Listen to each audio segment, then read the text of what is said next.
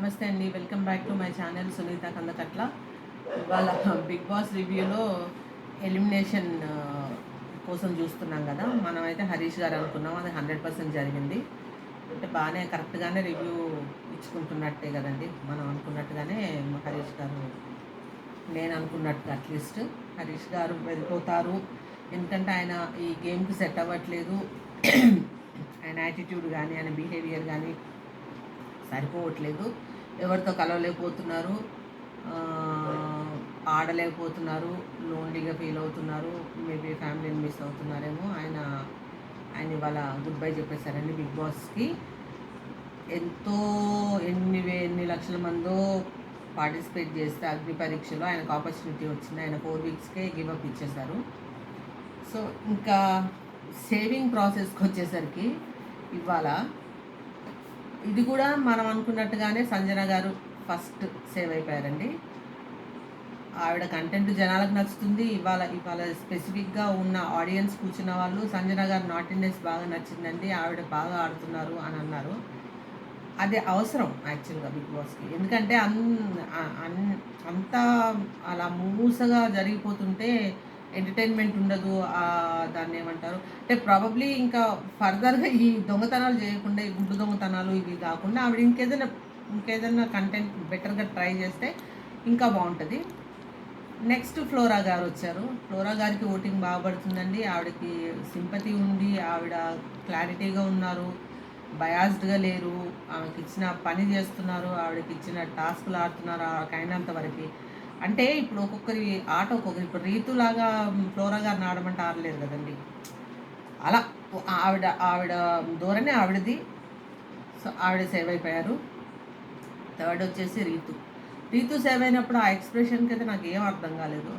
ఆహాహాహా అని నాగార్జున గారికి ఐ లవ్ యూ నాగార్జున గారు అని చెప్పేసింది. వాళ్ళు ఉంచాలనే పెట్టారు. ఇంకా మళ్ళీ దానికి ఆ ఎక్స్ప్రెషన్ ఒకటి, మళ్ళీ దానికి ఏదో తెలియకుండా నేను సేవ్ అయిపోయానే, అబ్బా నేను ఎలిమినేట్ అవుతానే అనే అదే లేదు. మనకు కూడా తెలుసు ఆవిడ ఉంచుతారని.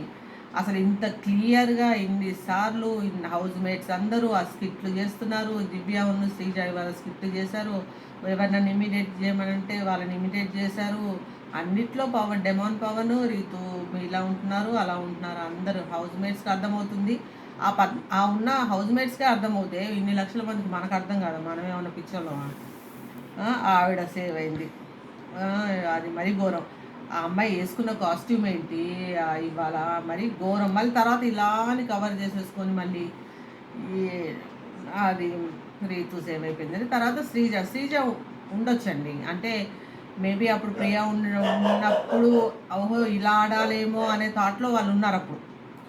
సో ఎప్పుడైతే ప్రియా ఎలిమినేట్ అయిందో ఈ అమ్మాయికి ఒక ట్రాక్ వచ్చింది. అంటే ఓహో అది అంటే మేము ఇన్ని రోజులు ఆడిన ప్రాసెస్ తప్పేమో, మేము ఇక్కడ తగ్గాలేమో, ఇక్కడ ఇలా ఉండాలేమో అండ్ మోర్ ఓవర్ అమ్మాయి గట్టిగా ఆగినా అంటే లాగి పీకి ఇష్యూని పెద్దగా చేసిన పాయింట్ అయితే మాట్లాడుతుంది భయం లేకుండా. ఆటలు అయితే బాగా ఆడుతుంది, చిన్న ఉన్నా కూడా తనకి 100% ఇచ్చేస్తుంది. సో నెక్స్ట్ శ్రీజ అయింది. లాస్ట్ వచ్చి దివ్య అండ్ హరీష్ గారిని పెట్టారండి.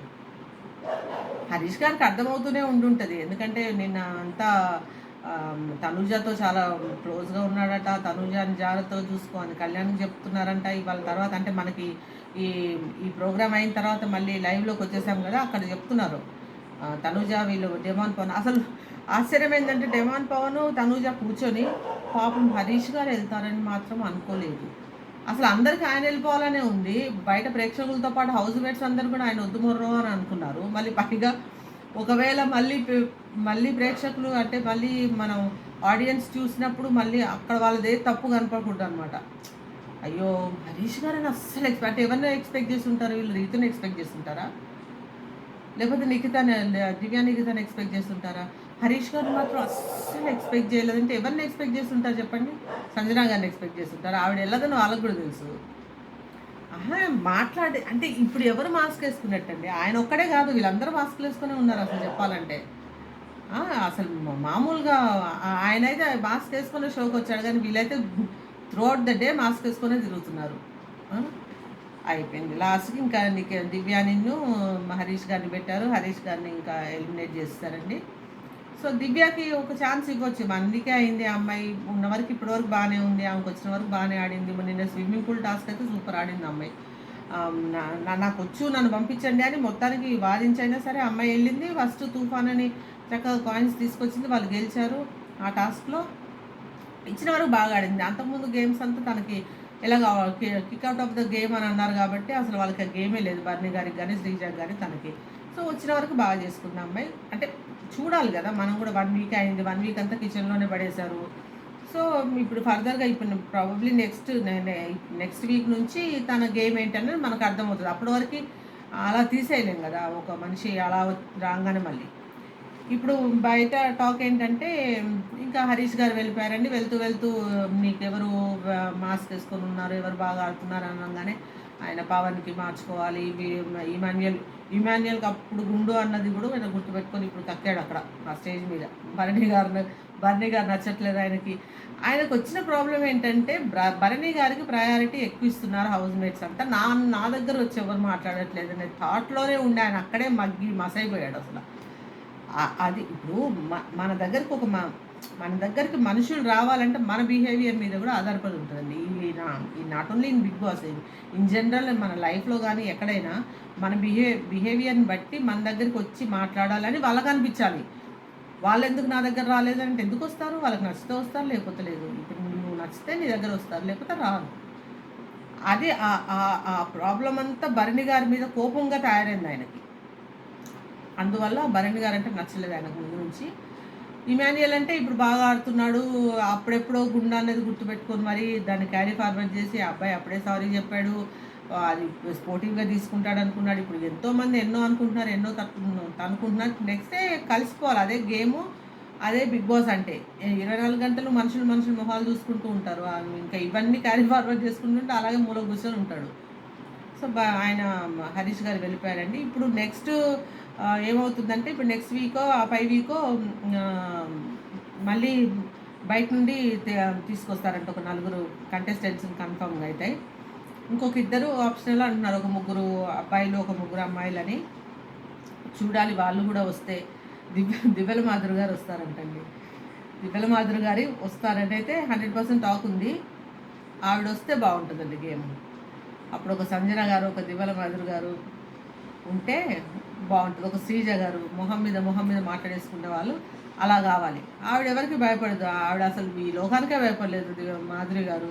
ఇక ఈ బిగ్ బాస్ ఎంత ఆమెకి ఎవరినైనా మేబీ టాస్క్లంతా అంటే ఫిజికల్గా ఆవిడ ఫిట్గా పెద్ద పర్సనాలిటీ చక్కగా ఉంటారు. అదేం ప్రాబ్లం లేదు.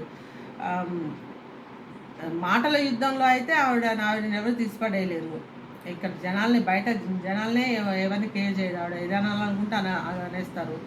సో ఆవిడొస్తే బాగుంటుంది గేము. ఇంకా అదేదో పచ్చళ్ళు నేను వాళ్ళ కాంట్రవర్సీస్ అయ్యాయి అన్నారు కానీ నేను ఎప్పుడు వాళ్ళని అంత గమనించలేదండి. అలేఖ్య గారు ఎవరో వస్తారని అంటున్నారు. తర్వాత ఎవరో టీవీ సీరియల్ మన గృహలక్ష్మిలో సెకండ్ హీరో ఉంటాడు కదా, ఆ అబ్బాయి వస్తాడంట. ఆ అబ్బాయి వస్తే ఫిజికల్ టాస్క్ అప్పుడు పవన్కి ఉంటుంది. ఆ అబ్బాయి 6 ఫీట్ ఉండి ఫుల్ పర్సనాలిటీ ఉంటాడు. అప్పుడు ఫిజికల్ టాస్క్ అనేది ఏంటి అనేది ఇప్పుడు ఉన్న వాళ్ళలో పవన్ నేనే గొప్ప అని ఫీల్ అయిపోతున్నాడు. అలా ఒక కాంపిటీటర్ని తీసుకొస్తాడు. ఇంకొక అతను అబ్బాయి పేరు ఏంటో గుర్తు రావట్లేదు. తెలిసి అది ఏమంటారు వాడిని మూవీస్ని, చిన్న మూవీస్ షార్ట్ ఫిలిమ్స్లో వేస్తాడు. అబ్బాయి నాకు భలే ఇష్టం, బాగుంటాడు. అప్పుడు మళ్ళీ ఈ ఆడక్కలంతా మళ్ళీ అబ్బాయి వెనకాల పడతారు చూడండి, డెమాన్ పవన్ పక్కన పెట్టి. సో వీళ్ళు నలుగురు అయితే కన్ఫర్మ్ అని అంటున్నారు. ఇంకొక ఇద్దరిని కూడా ఆప్షనల్గా ఎవరైనా రావచ్చు అని అనుకున్నారు. సో వాళ్ళు వస్తే ఇంకా అప్పుడు రణరంగం అనేది ఇప్పుడు వీళ్ళంతా బాగా అలవాటయ్యారు. ఎవరి అలవాట్లు ఏంటి, ఎవరు ఎట్లా బిహేవ్ చేస్తారు, ఎవరు ఎప్పుడు లేస్తారు, ఎవరు ఏం చేస్తారు అనేది బాగా అలవాటైంది. ఇప్పుడు కొత్త వాళ్ళు వస్తేనే కదా ఫైట్ అనేది స్టార్ట్ అవుతుంది. సో దానికోసం ఆ అప్డేట్స్ కోసం మనం కన్ఫర్మ్డ్ అప్డేట్స్ కోసం వెయిట్ చేద్దామండి. ఈ రోజు వరకు అయితే ఇంతే ఉందండి. ఇప్పుడు బిగ్ బాస్ అప్డేట్స్ అయితే ఇప్పుడు రేపు మళ్ళీ రివ్యూతో మళ్ళీ కలుద్దామండి. రేపు ప్రాబ్లమ్ నామినేషన్స్ ఉంటాయేమో, దాని గురించి మాట్లాడుకుందాం. మా ఈ ఛానల్ కనుక నచ్చినట్టయితే ప్లీజ్ లైక్ చేయండి, షేర్ చేయండి, సబ్స్క్రైబ్ చేయండి. థ్యాంక్ యూ సో మచ్ అండి.